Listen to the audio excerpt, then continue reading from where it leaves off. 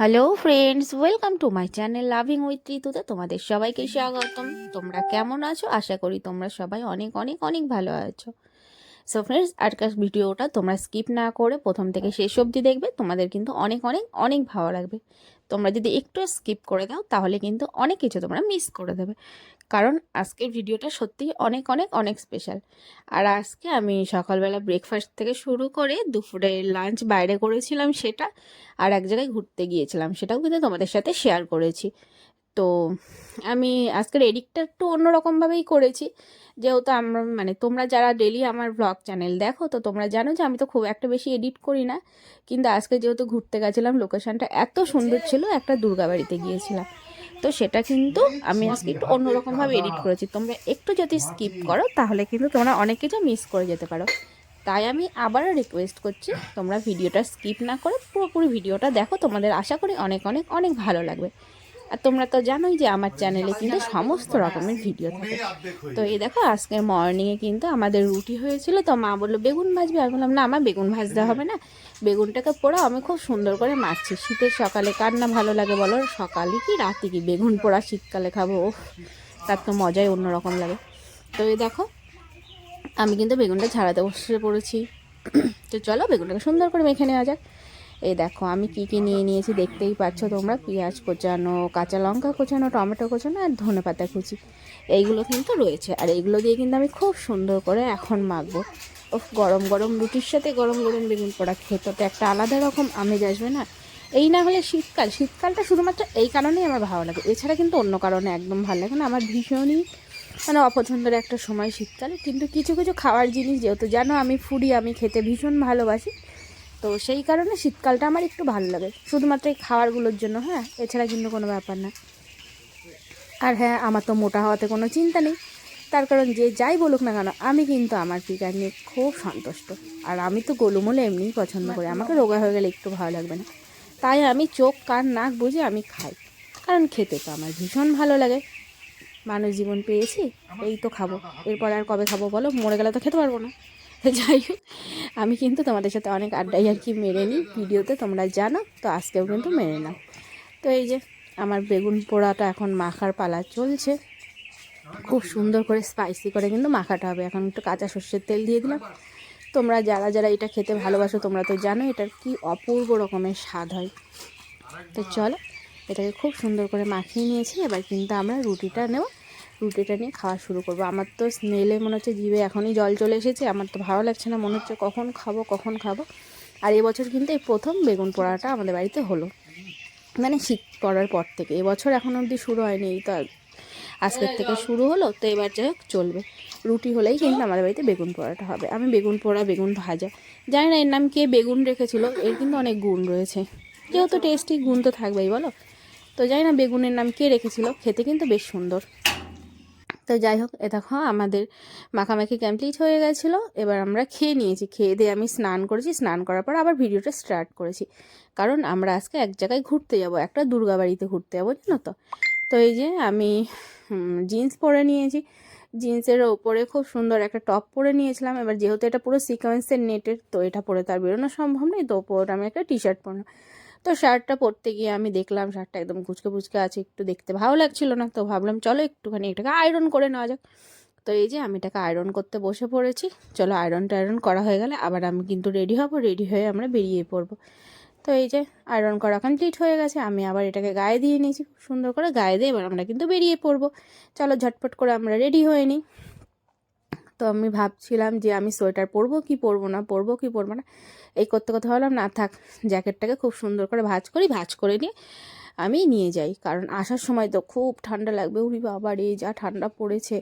আর আমার তো গলার ভয়েস এমনিতে এখনও ঠিক হয়নি, এরপরে যদি জ্যাকেট না পরি তাহলে তো ব্যাস হয়েই গেল, আমাকে আর দেখতে হবে না, তোমাদের সাথে লাইভেও আসতে পারবো না, গল্পও করতে পারবো না। তো বন্ধুর চলো, এই দেখো আমি কিন্তু রেডি হচ্ছি। রেডি হতে হতে তোমাদের সাথে একটু গল্পও করলাম। শীতে যা ঠান্ডা লাগছে, স্নান টান করার পরে মনে হচ্ছিলো কখন একটু রোদের মধ্যে আমি যাব, আমার আর ভালো লাগছে না। এই শীতকালটা একদিকে ভালো একদিকে খারাপ, আমি যে কী বলি বুঝতেই পারছি না। তো যাই হোক আমরা কিন্তু চলে এসেছি, এসে দেখলাম ওই বন্ধ রয়েছে মন্দিরটা, জানো তো। আর মন্দিরের সাথে লাগোয়া কিন্তু একটা রেস্টুরেন্ট রয়েছে। তো ভাবলাম যে চলো আজকে একটু নিরামিষ খাওয়া যাক, নিরামিষ তো সচরাচর হয় না। তো কী খাবো দেখতে দেখতে দেখলাম ইডলি আর ধোসা রয়েছে। তো এই যে ইডলি নিয়েছিলাম আর মশলা ধোসা নিয়েছিলাম উইথ বাটার। তো সেগুলো যখন আমাদের সার্ভ করা হলো, তারপরে আমি কিন্তু ভিডিওটা আবার স্টার্ট করলাম খেতে খেতে। তো তোমরা কে কে পছন্দ করো অবশ্যই কিন্তু কমেন্ট করে জানাবে। ইডলিটা মোটামুটি ভালো হয়েছিল, সাম্বারটা আমার কিন্তু খুব একটা পছন্দ হয়নি। আর এই যে নারকেলের যে চাটনিটা করে, এটাও আমার খুব একটা ভালো লাগেনি। এর থেকে ধোসাটা ভালো হয়েছিল, মশলা ধোসাটা। ভেতরে যে আলুর পুরটা ছিল ওটা অতটা ভালো লাগেনি, কিন্তু বাটার ধোসা যেহেতু ছিল সেটা কিন্তু খেতে আমার বেশ ভালো লেগেছে। তো চলো আমি একটুখানি ইডলিটা মুখে দিয়ে নিই। ভীষণ জল পিপাসা পেয়েছিল, তো আমি বাড়ির থেকে জল নিয়ে এসেছিলাম, এক্সট্রা করে কেনার প্রশ্নই ওঠে না। এই যে আমার বোতল তোমরা দেখতেই পাচ্ছ। বিশ্বনাথ বলছে বাবু আস্তে আস্তে খা, গরম। আমি বললাম যে কোনো ব্যাপার নেই, চলে যাবে। তো যাই হোক, দেখতেই পাচ্ছ আমরা এখন খেতে বসেছি। তোমাদের আর কার কার পছন্দ এই খাবারটা তোমরা কিন্তু অবশ্যই কমেন্ট করে জানাবে। বিশ্বনাথ তো আমাকে না খাইয়ে দিল, ওর আবার পেটের ভাত হজম হবে না, তাই ও আমাকে একটুখানি খাইয়ে দিল। যাই হোক আমরা দুইজনের কাছ থেকে একটু ভাগযোগ করে নিলাম। আমি বললাম যে মনে এটা আমি আর খাবো না, তুমি কিন্তু খেয়ে নিও। তো যাই হোক ও একটুখানি মুখে দিল, কারণ ও জানে যে আমি সম্পূর্ণটা তো খেতে পারবো না। তো এই যে এইভাবেই চললো আমাদের খাওয়া দাওয়ার পর্বটা। মাকে আমি বলছিলাম যে মা চলো আমরা একটুখানি তাড়াতাড়ি করে খেয়ে নিই, কারণ একটুখানি থাকতে হবে। কিন্তু ওই মন্দিরটা এত সুন্দর লোকেশান, তো বলতে বলতে দেখো আমাদের খাওয়া কমপ্লিট করে আমরা কিন্তু ওই লোকেশানে চলে এসেছি। এই যে আমার মাম্মিজি, আমার মা, দেখো কত সুন্দর সাইডের লোকেশানটা, দেখো কত মনোরম পরিবেশে, এত সুন্দর জায়গাটা। আমি কিন্তু এর আগে কখনো এখানে আসিনি, ফার্স্ট টাইম আসলাম। আর এসে আমার এত ভালো লেগেছে ধারণার বাইরে, যে আমি এখানে আবারও আসবো। এখানে এত সুন্দর চারিদিকে সবুজ গাছপালা, তার মাঝে মাঝে বিভিন্ন রকমের ফুল ফুটেছে। আর গোলাপ তো আমি মানে সব সময় ভীষণ পছন্দ করি। তো গোলাপটাকে দেখো আমি জুম করে নিলাম। এই দেখো এগুলোকে কী গাছ যেন বলে, ঝাউ গাছ না? তো ঝাউ গাছগুলো আমার মানে সব মিলিয়ে ভীষণ ভালো লেগেছে, একদম মনোরম পরিবেশ। তো এই দেখো চারিদিকে গাঁদা ফুল ফুটে রয়েছে, ওইদিকে আমরা মরক ফুল বলি, আমি জানি না তোমাদের ওখানে কে কী বলো। ওই যে লাল লাল ফুলগুলো দেখা যাচ্ছে না, লম্বা লম্বা, ওই ফুলগুলোও কিন্তু আমার ভীষণ ভালো লাগে। তো আমি এখানে যেমন ভিডিও করেছি, এখানে প্রচুর রিলস করেছি, আর সাথে সাথে কিন্তু আমি অনেক অনেক অনেক ফটো তুলেছি। তো সেই ফটোগুলো কিন্তু তোমরা আমার এফবি চ্যানেল ঋতু দেবনাথে পেয়ে যাবে, আর সেখানে রিলসগুলোও কিন্তু ঋতু দেবনাথ চ্যানেলে পেয়ে যাবে। এই দেখো এই পাতাগুলো কিন্তু দেখতে অনেক সুন্দর লাগে, বলো? আমার কিন্তু বেশ ভালো লাগে। অনেকদিন পরে দেখলাম আবার দেখো গাছে পদ্ম ফুল ফুটে আছে। মানে সব কথাই এক একার করে যদি বলা যায়, তো একদম দুর্দান্ত পরিবেশ। একটা গাছের মধ্যে দু রকমের ফুল দেখলাম, একটা কিছু কিছু ফুল পিঙ্ক কালার হয়ে রয়েছে, আবার কিছু কিছু ফুল এরকম অফ হোয়াইট হয়ে রয়েছে। ফুল হোয়াইট নয়, এটাকে অফ হোয়াইটই বলা চলে। তো যাই হোক চারিদিক কিন্তু আমার বেশ ভালো লাগলো। আমি গাছপালা ফুল টুল যা ছিল সেগুলো সব তুলে নিলাম। তো এই দেখো এবার আমরা মন্দিরে প্রবেশ করছি। মন্দিরের ভেতরে যেহেতু বারণ ছিল ক্যামেরা করা, তো আমি কিন্তু মন্দিরের ভেতরে ঢুকে কোনো রকম কোনো ভিডিও করিনি। তো চলো মন্দিরের ভেতরে আমরা প্রবেশ করি। এই যে ঘরটা দেখছি, এখানে কিন্তু মা দুর্গার মূর্তি রয়েছে। তো এখানে যিনি ছিলেন ইনি বললেন যে দিদি বাইরেটা আপনারা ভিডিও করুন, কিন্তু ভেতরে কিন্তু ভিডিও করবেন না। তো যাই হোক আমরা কথা শুনলাম, কথা শুনে কিন্তু আমরা ভেতরটা ভিডিও করিনি, দর্শন করেই চলে এসেছি। তো সাইড লোকেশনটা দেখো, মহাদেব। তোমরা তো জানো যেখানে মহাদেব সেখানেই আমি, কারণ আমি ওনাকে কত ভালোবাসি, আমি তো ওনাকে ভীষণ ভালোবাসি। তো চারিদিকে এই যে প্রচুর লোকজন ছিল, শুধু আমরা কিন্তু একাই ছিলাম না, প্রচুর লোকজন ছিল এখানে। সবাই সেলফি তুলছিল, ভিডিও করছিল, রিলস বানাচ্ছিল। তো যাই হোক সব একাকার করে কিন্তু একদম মনোরম পরিবেশ, ভীষণ সুন্দর। মানে এত ভালো জায়গাটা। আমি ভাবছি যে কৃষ্ণনগরের থেকে আমি এই জায়গাটা আসিনি, আমাদের বাড়ির থেকে কিন্তু এই জায়গাটা আসতে মোটামুটি আধ ঘন্টার মতো সময় লাগলো, বা হয়তো আধ ঘন্টাও লাগেনি, 20-25 মিনিট সময় লেগেছে। এটা ধুবুলিয়ার সাইডে। অ্যাকচুয়ালি পারফেক্ট জায়গাটার নাম আমি জানি না, তবে কৃষ্ণনগর থেকে ধুবুলিয়া আসার পথে কিন্তু এটা পড়েছে, কোনো একটা দুর্গাবাড়ির নামে এটা পরিচিত।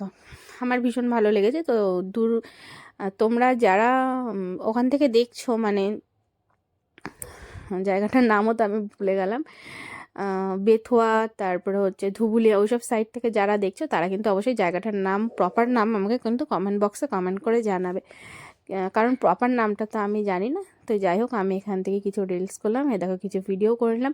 তারপরে এবার আমাদের ঠাকুর ঠাকুর দেখা কমপ্লিট হয়ে গেছে, জায়গাটাও ঘোরা কমপ্লিট হয়ে গেছে। আমি জুতো পরবো বলে নিচেই বসে বললাম, ভাবলাম যে আমি শ্যুটা যখন পরে এসেছি এটা তার আমি এমনি এমনি পরতে পারবো না, তো কী করা যাবে, বসারও কোনো জায়গা দেখছিলাম না বলে আমি নিচেই বসে পড়েছি।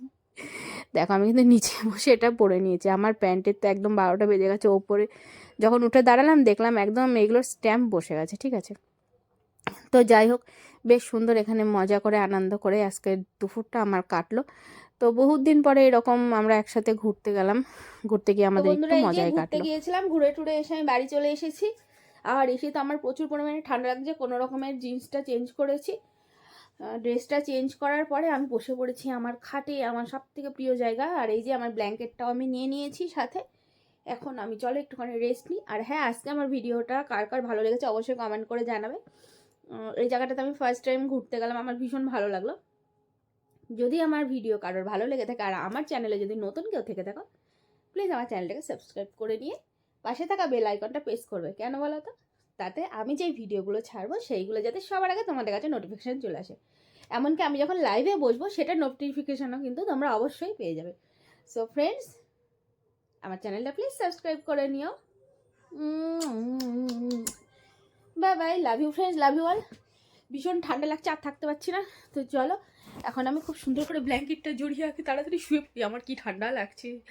বাই বাই, টাটা, রাখছি। ওকে, তোমরা কিন্তু অনেক অনেক অনেক ভালো থেকো।